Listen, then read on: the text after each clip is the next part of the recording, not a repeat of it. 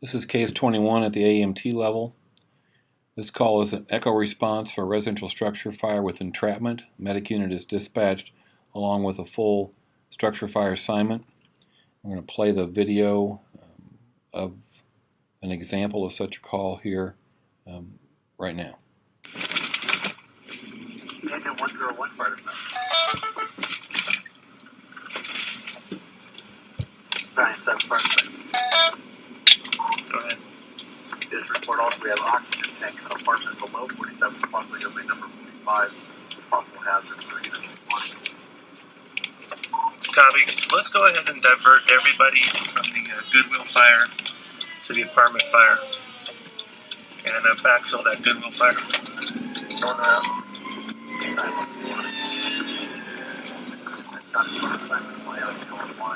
97's on L7 for roll call Del Camino. We're going to suspend roll call. We've got a working fire with the victim trapped. 97's assuming El Camino command. It's going to be a 2-story garden-style apartment complex. Command post is located across the street on the A side. It's going to be an offensive strategy, repeating potential victim trapped in apartment 4-5. Cross street. Open mic on Alpha 2. All units check for open mic. It's going to be El Camino and Drayton. El Camino just west of Morse. Copy that.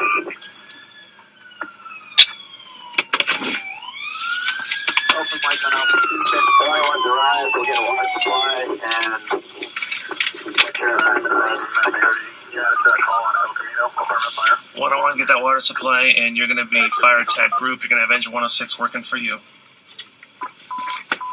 Engine 101, copy fire attack group. Engine 51, medic to nearest it could be 28, 24. Reports are calling people in for rescue.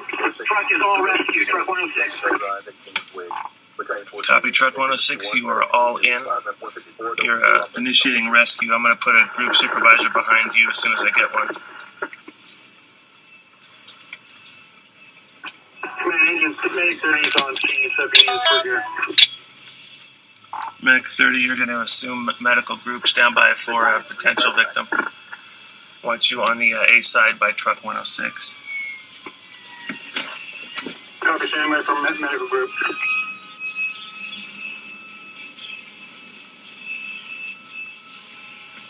Engine 110 on scene. 110, upon your arrival, you're going to assume rescue group. You've got truck 106 working for you. We've got a confirmed rescue. Got truck 106 working for you, your rescue group.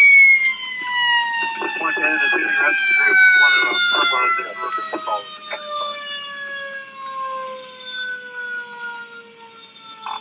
Hazmat command, what's your ETA? 7 minutes. Shit. Truck 106 command. Fire dispatch at 409 calling El Camino. Are you able to possibly split and give me vertical ventilation if we need it?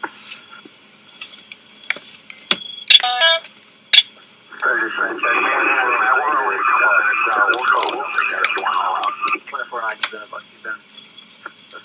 Copy that. Upon your arrival, you'll be vet group. I'm going to make you roof division shine. Objectives vertical vent all out.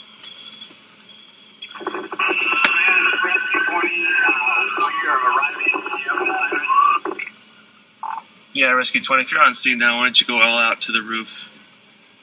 Put you on vertical ventilation. Rescue 20 had all out.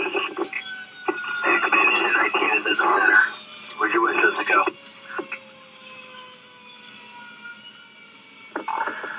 Engine 19, report to fire attack group. That's going to be engine 101. Find out what he needs in the way of additional lines. 105 on scene. Find it. 105, come up with your gear and your crew to the command post. ASAP. Command engine 20 on scene assignment. Same assignment as 105. Come to the command post ASAP, fully equipped, ready to go with tools and SCBA. Command medic 110's on scene. Medic 110 comes to command post with gurney and gear. You're reporting to a medical group. who's going to be the medic already on scene at the command post. It's going to be medic 30, I believe. Hazmat on station. Copy, Hazmat. You got Rescue 20 working for you. They're going to the roof now. Why don't you assist them with vertical van? If you don't need both companies to the roof, then check out that positive pressure for me. Just want to make sure we get this opened up.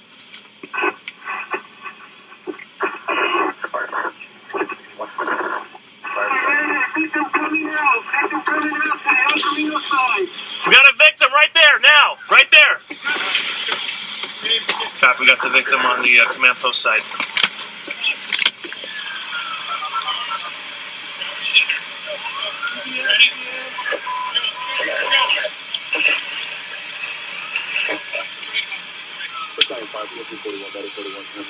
What do you got?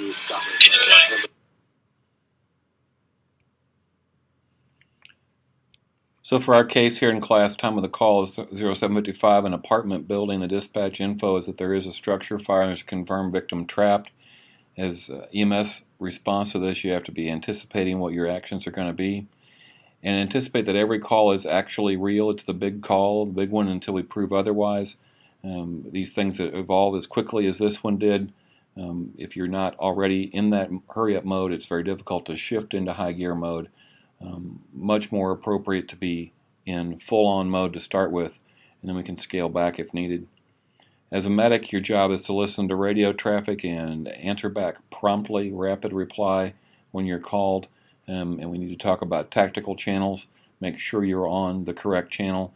In our system, we transmit on the radio that units are to switch to a specific tactical channel, a gold or a brown typically. And one of the key things for medics is to have a radio on your hip, have it on the right channel, and be listening to it.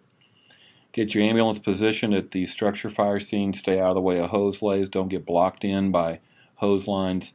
It's better to stay completely out of the way of the fire attack. Have your ambulance free and clear, and then bring your cart and position your cart and equipment at an appropriate place. And right beside the command post is a great place to be. As far as incident management system, the term was used, IMS groups was talked about in this video, and it's standard practice with that fire department at least to establish a group before one is needed. And so the initial designation was for the EMS group to be handled by Medic 30, the only medic unit on the scene, but yet they were considered a group. Groups are functional units, whereas divisions are more geographic. But in this case, medical group was assigned. And that's led by a group supervisor. Now, that's an incident management system title. It's got nothing to do with administrative title. It may be, and usually would be, from that first crew to arrive, and then it may be supplemented later on with a fire officer or an EMS officer. So again, there's with these fire structure fire scenes and with rescue scenes, there are some logistics and some preparatory things to take part in over and above the medicine.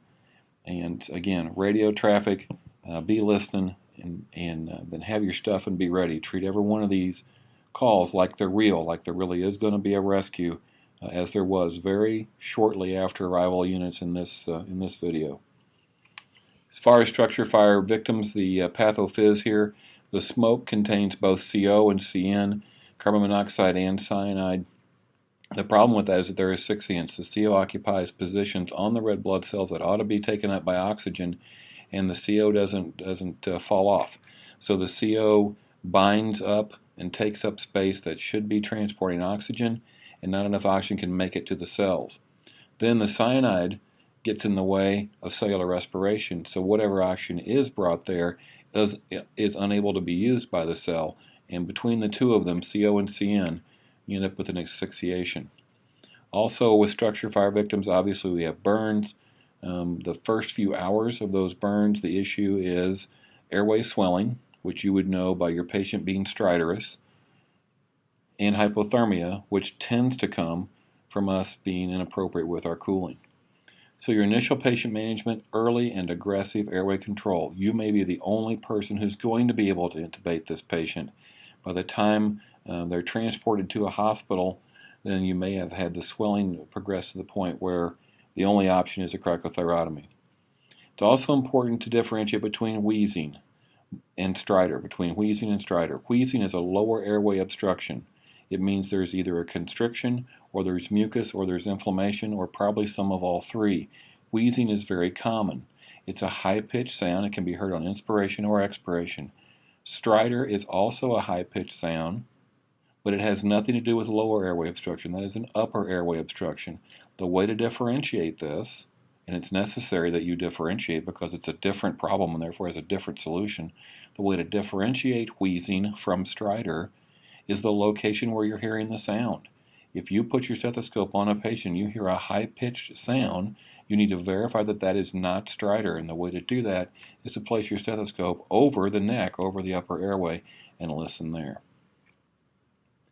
Next key thing on patient management always is oxygenation. The patients with smoke inhalation have significant problems with oxygenation when they have carbon monoxide, and we're going to assume that if they have smoke inhalation, they have carbon monoxide inhalation.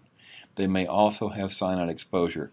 Oxygen by non-rebreather mask is the minimum. If the patient's not ventilating fast enough, we're going to assist them with positive pressure, but high flow oxygen is about the only thing that makes a difference with carbon monoxide exposure in the field.